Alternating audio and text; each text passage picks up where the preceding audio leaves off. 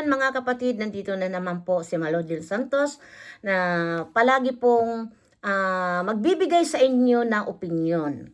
Gaya po sa sinabi dito po ng isa nating viewers na talagang inis talaga po siya kay Anseng. Na kung nandyan nga lang daw po ay sasapatusin. Alam niyo po mga kapatid, at nasabihan nga po ako na ikaw rin, Mamalo de los Santos, na hypnotize din ni Anseng. Alam niyo po mga kapatid, kung bakit po talaga. Ito uulitin ko at ngayon ko lang uli ipaliliwanag sa inyo mga kapatid na yung hindi talaga nakakaalam na ako yung nagbigay ng 2 baboy kay Anseng. Mga kapatid, uulitin ko pero hindi po ito panunumbat. Ano po? Dahil ako po ay may nagsabi sa akin ng mga viewers na ako ay isa rin na hypnotize ni Anseng. Alam niyo po mga kapatid, noon, that time na bago pa lang po na natutulungan si Kuya Oliver at yun nga, mayroon mga perang, mga binigay ang sponsor, iyon po ay hindi ginagastos ni Daddy Frankie at iyon po ay inipon, yung mga bigay ng mga sponsor, ano? At umabot yun ng 100,000 yata, mahigit, 130,000. Ito si Anseng, pilit ng kunin dahil gusto niyang bumili nga o I don't know kung ano talaga po ang intention niya, kung bakit gustong kunin yung pera ni Kuya Oliver, ano? Marami dahil yung reklamo niya, yung bahay nila ay butas-butas, kung sakaling gumaling si Kuya Oliver, doon sa kanya. At yung isang kwarto nga dahil nga daw yung bahay na yun kay Kuya Oliver talaga. Ano mo mga kapatid? Di kayon, maraming naawa, yung sponsor pong naaawa na kaya pinapalitan po yung bubong. Doon po sinabi ni Anseng, tama na. Ngayon, muli nang nag-usap na sana daw po magkaroon siya ng alagaan ng baboy dahil naitanong nga noon ni Daddy Frankie na yung pinagkulungan noon ni Kuya Oliver, ay ang sabi niya ay doon niya daw po ikukulong yung baboy. Sa madaling salita mga kapatid, naawa po talaga ako that time sa pamilya ni Anseng. Dahil kung doon nga naman si Kuya Oliver titira kay Anseng, ay kaya po ako nagbigay talaga ng 2 baboy na sana yun yung pagsisimulaan na mabago po yung buhay ni Anseng. At kahit papaano po maaalagaan niya si Oliver na talagang magkakaroon, di ba, ng pangkabuhayan si Anseng. Kaya ko po yun naibigay dahil yung awa. Sa totoo lang po mga kapatid, dahil sana po maintindihan niyo po kami nila Daddy Frankie, dahil ang totoo pong tumutulong mga kapatid, hindi po yan isinusumbat. Kahit marami nga nagsasabi, nagtatanong, Mamalo, ikaw pala po yung nagbigay. Hindi na po ako nagsasalita dahil naibigay ko na po yan, hindi na po yan sa akin. Kay Anseng na po yan. At ang gusto ko lang din naman po kay Aling Anseng, kung mapapanood mo, tama na. Respetuhin mo na lang yung taong tumutulong sa iyo, gaya ni Daddy Frankie. Dahil si Daddy Frankie naman talaga po, dito yung way na talagang matulungan po ang mga kababayan natin na talaga pong salat sa hirap. Lalong-lalo na po, kagaya ni Oliver, na talaga pong deserve tulungan si Oliver dahil nakita naman natin yung paano po siya, yung pamumuhay niya, paano siya yung gumalaw doon sa maliit na bahay niya, ngayon nga po ay naging kulungan na ng baboy. Mabuti pa nga po yung baboy, napapakain ng 2 beses o 3 beses, napapaliguan ng 2 beses, at nalilinis. ang kulungan ng baboy. Ngayon po, sa sitwasyon ni Kuya Oliver, ay parang itong si Ansing, ginagamit niya na lang po para po siya yung matulungan. 'Di ba? Dito ni Daddy Frankie. Kaya nga po, naging wise, kinuha yung hollow block, simento, dahil ipagagawa niya daw po sa kanyang bahay or dirty kitchen. Sa totoo lang mga kapatid, kung si Ansing po nag-iisip ng tama, may respeto po sa tao o sa kanyang sarili mismo, hindi niya po gagawin yun. Na mangkukuha ka na lang ng materyales or gamit doon sa pinapagawang bahay ni Kuya Oliver, hindi po maganda yun.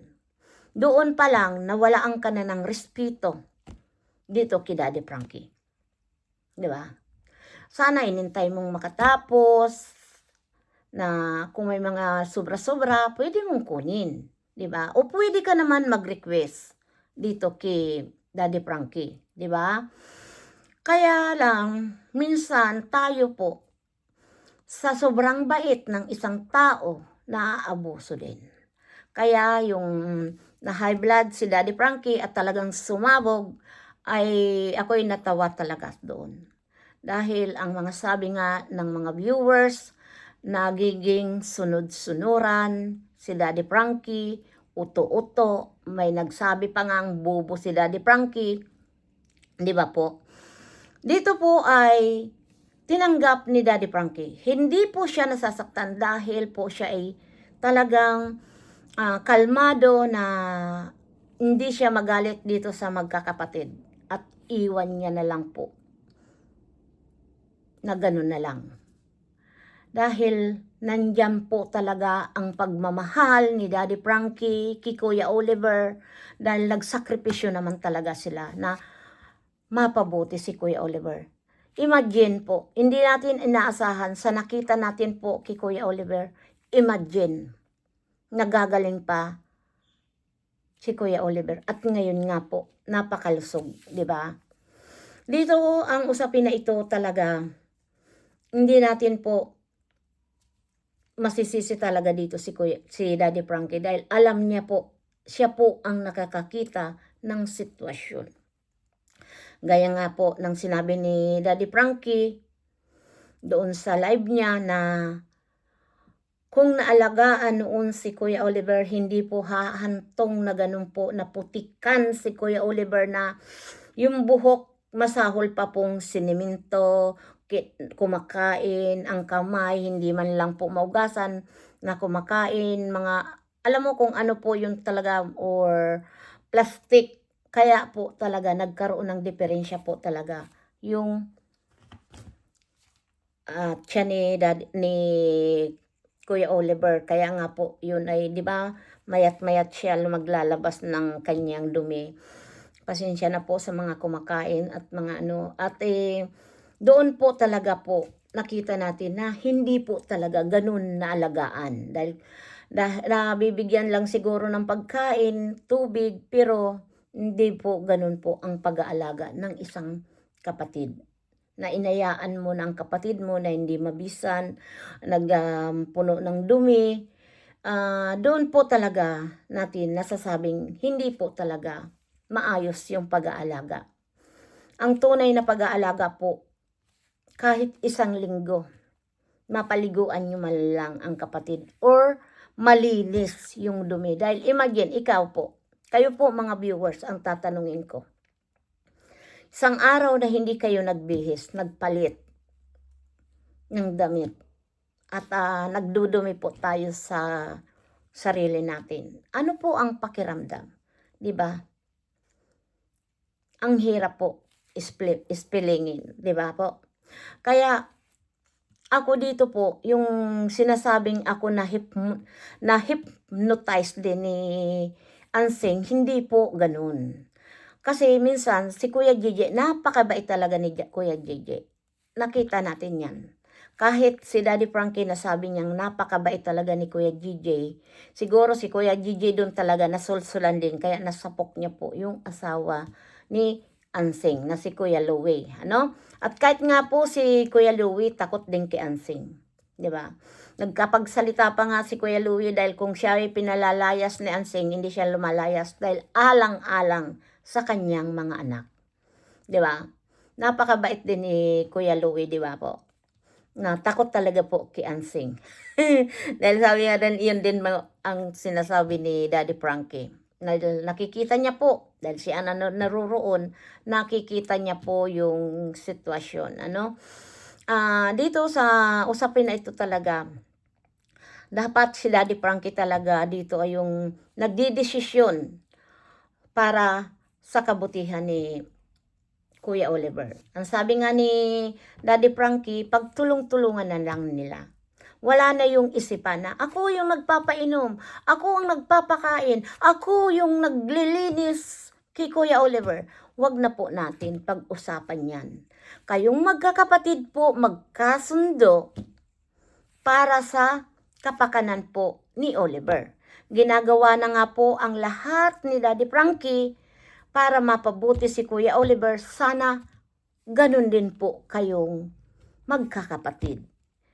At sa mga pamangkin, dapat po paalalahanan nyo ang tatay nyo. Or kayo na rin po, kung malapit kayo dyan kay Kuya Oliver, kayo na rin po yung magpaalala. O Tito Oliver, nakainom ka na, kumain ka na, at maligo ka na. Kayo na po magtulong-tulong dahil ang bahay na yan, sa inyo rin po yan na magkakapamilya, mapupunta. Diba?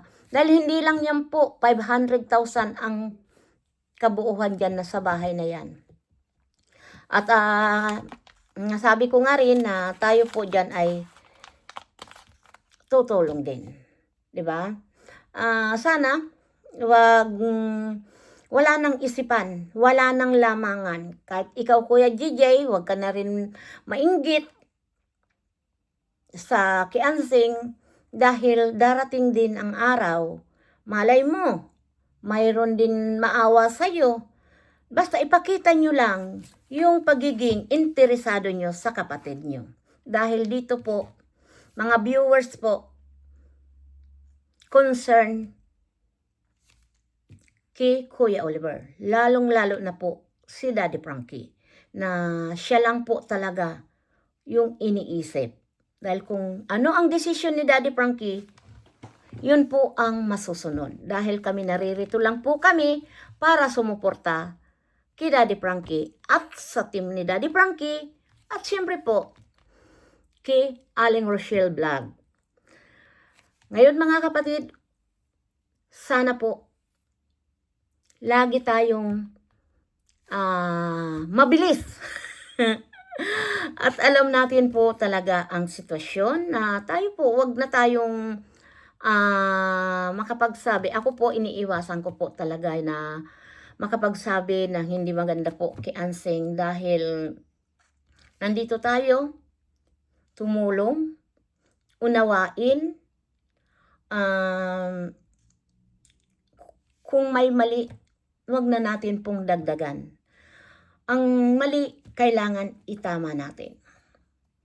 Hindi ko kayo masisisi na kayo po ay na-high blood kay Aling Ansing.